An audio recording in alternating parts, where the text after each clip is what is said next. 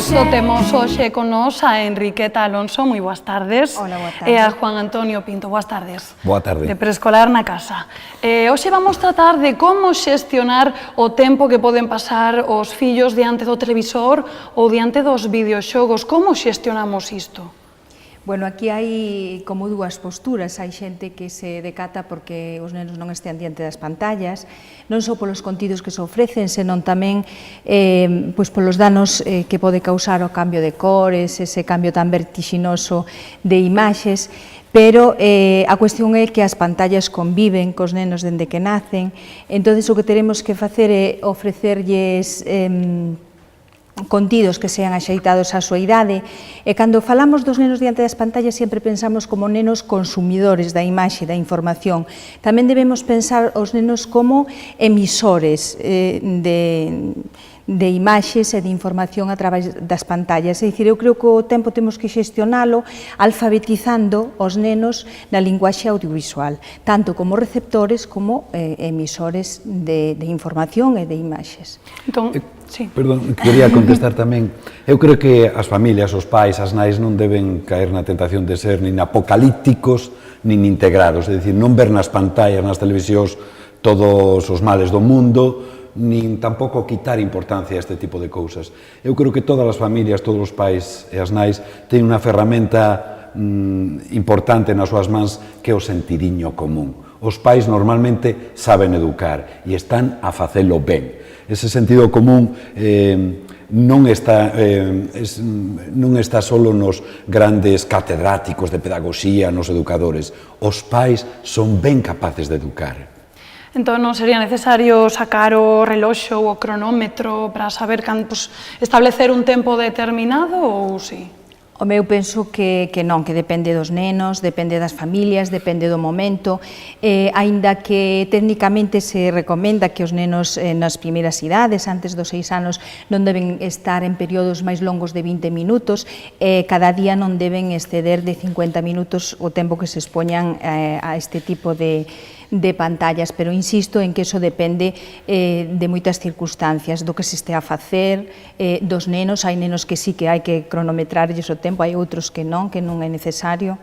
Entón, eu creo que ese sentidiño común o que eu apelaba antes di que, por exemplo, os nenos máis pequenos, sobre todo cos que traballamos nós, de infantil, de primaria, pero tamén os adolescentes, teñen que comer unha serie de horas de sono cada día. Da mesma maneira que teñen que comer unha serie de alimentos, teñen que comer unha serie de horas de sono.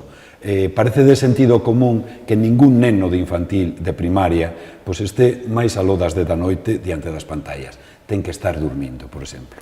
E sería tamén recomendable que os nenos visen a tele acompañados dos seus pais? Home, por suposto. Eu antes dicía que hai que alfabetizalos neste tipo de linguaxe e eu creo que é imprescindible que estean sempre acompañados dun adulto, pois para que axudarlles a interpretar esa información que reciben dunha forma crítica, a cuestionar toda esa información que reciben, entonces claro que é necesario que estean sempre acompañados dun adulto, e se pode ser pois do pai ou da nai, ou dos dous. Moitas mensaxes que chegan a estes pequenos, as grandes compañías, os que nos incitan ao consumo, este mercado publicitario, saben moi ben que son, ás veces, elementos acríticos que papan todo este tipo de información. Entón, a función dos pais e das nais é fundamental neste sentido, facendo un pouco de intermediarios, de criba de certos contidos, abrindo os ollos dos nenos ante este tipo de mensaxes que eles normalmente non poden interpretar. O que moitas veces se fai tamén é que coa televisión ou cos videoxogos os nenos, nalgúns casos, están comezando a esquecer eses xogos, pois os que xogábamos de pequenos, xa non digo xogos tradicionais, non? Pero o xogar coas bonecas, o xogar cos coches. Pois sí, pero aí está o noso papel de pais, o de ofrecerlles outras alternativas. Eu insisto en que sí que teñen que convivir coas novas tecnoloxías, é necesario que as utilicen, que pasen tempo con elas, pero os pais, os educadores, temos que ofrecerlles outras alternativas, temos que ofrecerlles espacios onde poidan compartir con outros nenos, espacios onde toda a familia comparta algún tipo de actividades, temos que ofrecerlles espacios onde estea presente a actividade motriz, Madrid, é dicir, insisto en que sí, que hai que ofrecerlles outras alternativas para que non estean todo o tempo pois con este tipo de aparellos. Eu creo que a infancia e a adolescencia non son idades de xubilación, os nenos non son xubilados, é dicir, e os xubilados, por certo, fan ás veces moitísimo máis exercicio que este tipo de nenos. Nos estamos a contemplar agora como nenos, rapaces, adolescentes, pasan demasiado tempo deitados diante das pantallas como amebas, longas horas. Estas idades non son idades de sedentarismo, son idades explosivas de movimento, de contactos cos outros, de xogo, de deporte.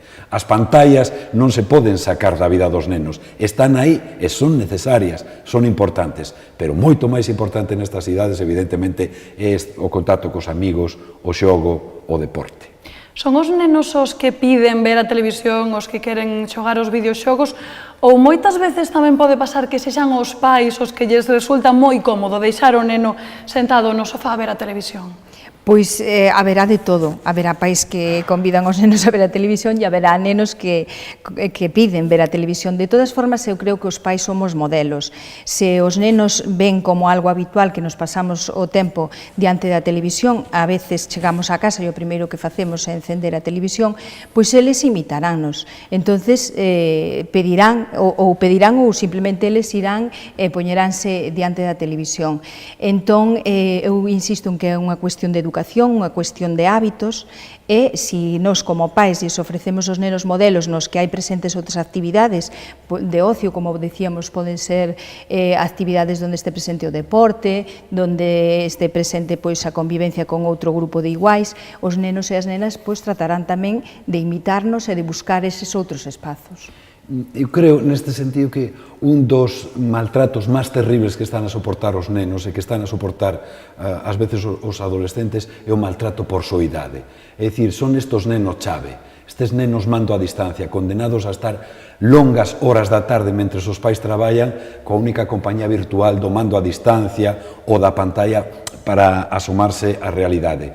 Para os pais pode ser cómodo, pero moi peligroso deixar os nenos en mans desa canguro mediática que é a televisión. Unha canguro mediática, por certo, que acompaña sempre, que fala sempre, que sorrí, que dá a razón, que non reñe. Eso é terrible. Que facer cando o reparto do tempo destas pantallas se convirte nun conflicto entre os pais e os fillos? Bueno, cando se convirte nun conflito hai que solucionalo, e solucionalo a través do diálogo e a través do consenso. Fai unhas semanas aquí falábamos da importancia dos hábitos e das normas. Eu creo que isto que vai moi parello, é dicir, se no fogar, na familia, hai unhas normas referidas á utilización deste tipo de aparellos, pois seguramente que os nenos xa saben que non poden estar máis tempo do que se lles vai a permitir. Dentro desas normas, pois claro que ten que haber o que decíamos antes, tempos para todo, para comer, para dormir, para xogar, para descansar, e, por suposto, que si, como digo, si desde pequenos están habituados a unhas normas e a cumprir uns límites, eu penso que o conflito, aínda que xa sabemos que os nenos insistirán e pedirán, pero se lles damos unhas razóns convincentes de o porqué non poden estar sempre diante das pantallas de televisión, da videoconsola ou do ordenador, eles entenderáno perfectamente. Como Enriqueta está casada e ten fillos, e eu tamén, sabemos que negociar cos fillos é perder sempre. Así que hai momentos en que os pais debemos impoñer a nosa vontade. Eu creo que os nenos, os adolescentes, teñen que comer a diario. Non estou dicindo con isto que non hai que falar cos fillos, que non hai que negociar cos fillos, pero os nenos máis pequenos e os adolescentes tamén teñen que comer a diario unha pequena ración de nons. Unha palabra ben difícil de pronunciar, pero eu creo que é imprescindible. Os pais somos pais e os fillos son fillos, non somos colegas dos fillos. Ese posto xa o desenvolverán os seus amigos. Non somos pais e temos que ser responsables do noso papel. Non hai que ter medo a dicir non. Non. Que consecuencias pode ter pros cativos un abuso da televisión ou dos videoxogos? O mellor pro seu desenvolvemento, quizáis? Bueno, un abuso, un exceso sempre é perxudicial. O principal eu creo que é o sedentarismo, que pode traer consecuencias como é a obesidade, tamén pode traer consecuencias de aillamento social, é dicir, de que os nenos non se relacionen pois nin cos seus iguais nin cos adultos. Eu penso que son as consecuencias máis importantes, sin entrar no tipo de perigos que nos ofrecen as redes, que os pais deberíamos estar informados, debemos saber e controlar en que tipo de páxinas se moven os nosos fillos.